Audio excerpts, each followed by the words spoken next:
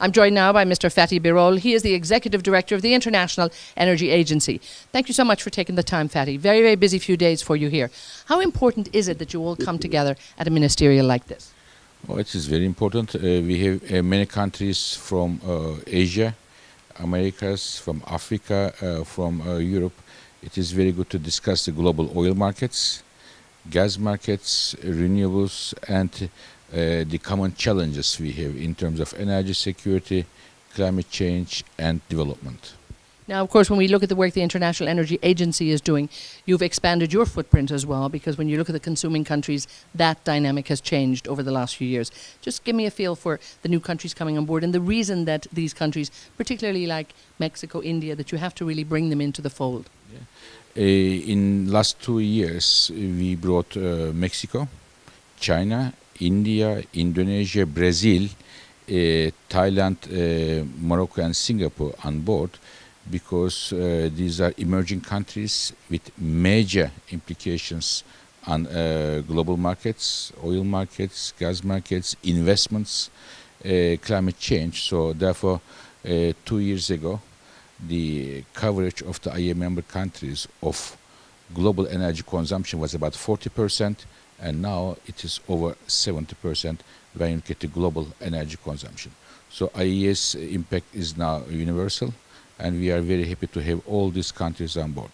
But at the same time, we work very closely with many international organizations, such as OPEC, such as IEF, and the very reason I came here is to show our serious intention to work closely with the IEF, OPEC, and other international organizations. Now, when we look at the oil market at the moment and we look at the work that's been done, your research, and you look at energy demand growth and that, how do you see the market at the moment and we look for the next few years? We're looking, stability is coming back to the market, some of that excess supply has been taken off, but where do you see the market right now? I think we have a robust demand, oil demand, growing strongly, 1.5, 1.6 million barrels per day, and we see that lots of oil from United States, Canada, Norway, Brazil is coming. My main worry is that we don't see enough investment coming in the picture, which may well mean that around 2020 we may have some difficulties. And again, just a final question, wrapping up, we look at the work that OPEC has been doing for the last few years and the unity that's there with 24 countries now in terms of their agreement, the declaration of cooperation, in terms of taking that inventory off and helping to sort of balance the market. How supportive are you of that, and how have you seen that work?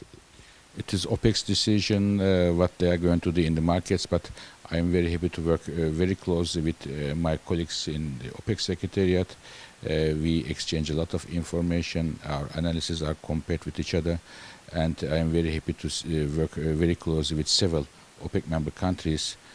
For example, I was very happy that at the beginning of this week I have hosted His Excellency Mr. Al-Falih in Paris at the IEA. It was the first visit of a Saudi energy minister to IEA, so we are working very well together.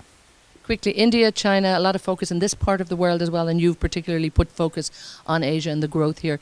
The growth for the future that's here, and the next IEF meeting will be in China.